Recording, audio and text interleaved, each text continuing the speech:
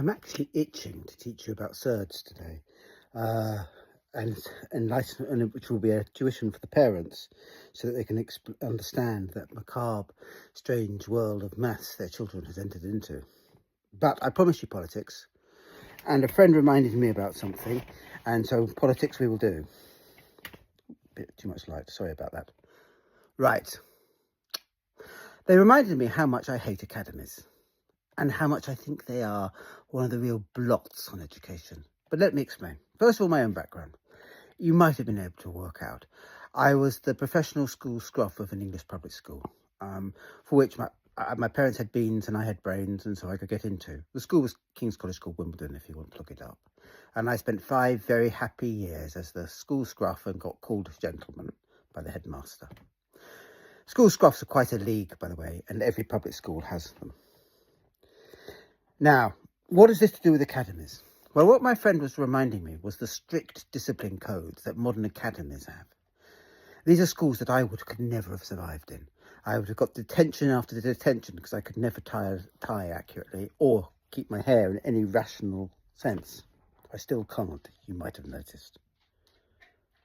You see, schools like this, deprived of that obnoxious, hideous exam, the 11 plus, that's another story and another bit of politics we'll need to go through, use discipline as a way to select.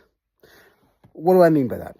Well, if you want to ensure easy teaching and you want to ensure that your kids all look as if they're doing very well in your school, it's much easier if you can somehow screen out the elements that are likely to disrupt classes and that are likely to have dysfunctioning homes that don't support them, and so that they can't do well in your school.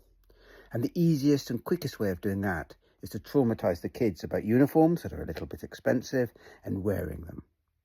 If you do that enough, then you will ensure that you have a disciplined, easy to teach classroom environment, and the results will look very good.